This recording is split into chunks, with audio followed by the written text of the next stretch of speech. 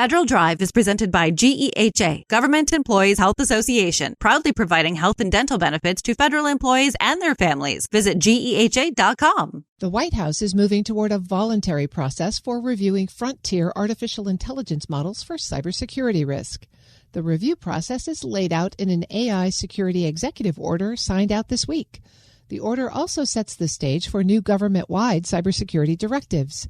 Federal News Network's Justin Doubleday joins me now with more details. Justin, thanks for being here. Good to be here, Terry.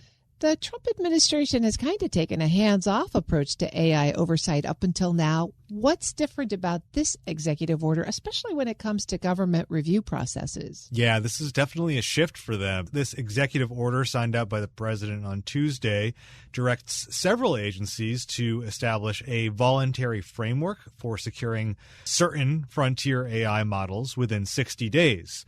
Those agencies will also develop the criteria, it's called a benchmarking process, for when an artificial intelligence model is cutting edge enough to need this type of review. And so that's work is going to have to happen pretty quickly. The National Security Agency, the Cybersecurity and Infrastructure Security Agency, the National Institute of Standards and Technology, and a whole bunch of other relevant agencies are all involved in this process. From what we understand, the NSA will take the lead.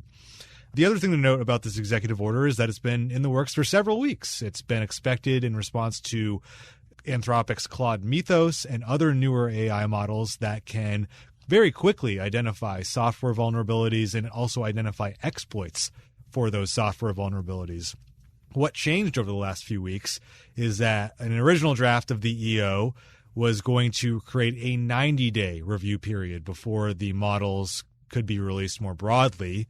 Now, this voluntary review period is 30 days before developers will agree to release the models to kind of their broader community. And so that was the big change that was sought by the tech community, by the AI community, because they argued that 90 days would just be too long and it would somewhat stifle innovation. There was a lot of very public opposition or concern about the first version of this. Have all of those concerns been resolved now? Everybody's happy with this version? I don't think everybody's happy. I think on one side, you still have people who are very much in kind of the continue the hands-off approach, continue to let AI companies, innovate and lead and all those types of things. And then there's the other side that kind of considers this as certainly a positive step forward in creating more oversight for AI, but maybe not quite enough. It's voluntary.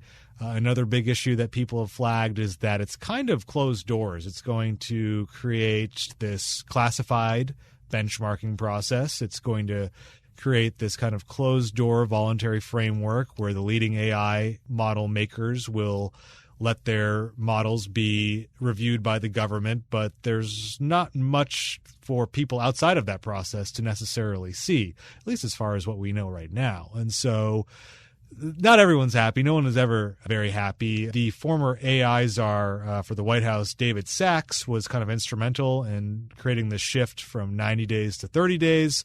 And he applauded the executive order. So his camp, which has certainly been one of those really important camps in this AI debate for the Trump administration, is happy. You mentioned Mythos, and a lot of people are concerned about its ability to identify software vulnerabilities on its own. How does the executive order address that concern? Yeah, this voluntary framework for review has gotten all the press, but there are several other elements to this executive order that are really important. One of those is that within 30 days, CISA and some other agencies will develop a process for creating a clearinghouse where actually agencies will work together to work with industry and critical infrastructure operators to coordinate on new software vulnerabilities that are identified by AI, and then also prioritize patching or remediation of those vulnerabilities. And so this is intended to address the concern that, of course, AI can really quickly find these vulnerabilities.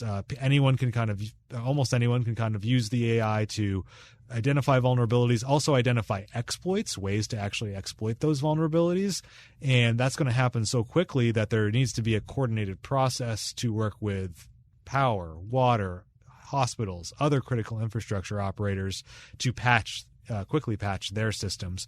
This clearinghouse, I should mention, will be led actually by the Treasury Department, interestingly enough. And that's definitely one to watch in terms of how that comes together. What does this EO mean for other federal agencies? It sounds like Treasury is going to have some new responsibilities. What about the rest?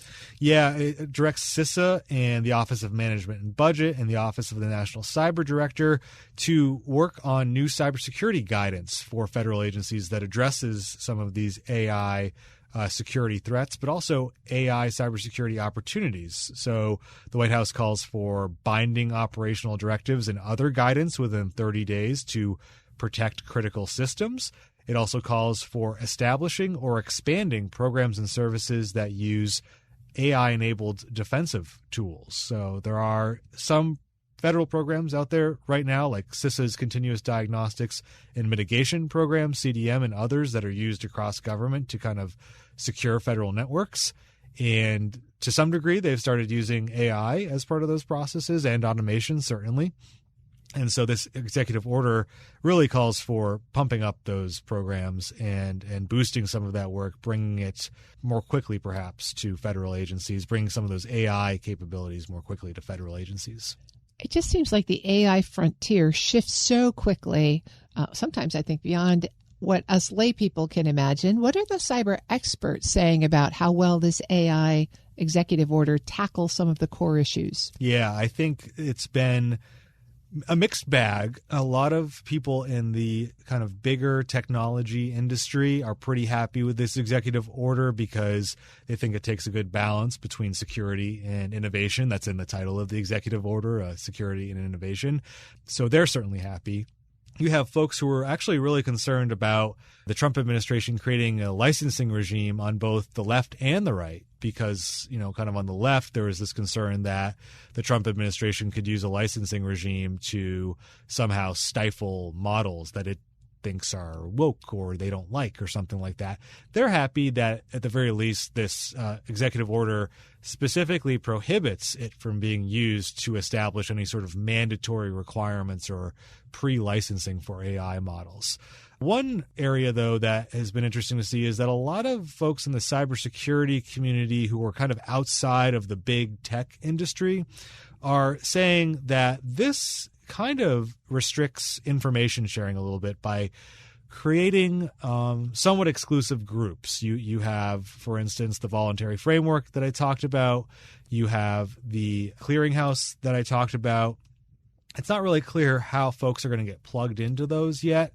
And I think there's a lot of concern that I've seen from some of these smaller cybersecurity companies or less powerful companies that perhaps this could lead to kind of a set of have and have-nots when it comes to this really important AI security issue and the information that comes out of these groups. And so that's been a concern. The other big thing that folks pointed out, AI is not a magic elixir to solving all of our cybersecurity woes, and that while it's really important to secure AI and to use AI where necessary to patch vulnerabilities and things like that, it can be used as a tool. It is just a tool, and that there's a whole host of other things that agencies still need to be worried about on the cybersecurity front.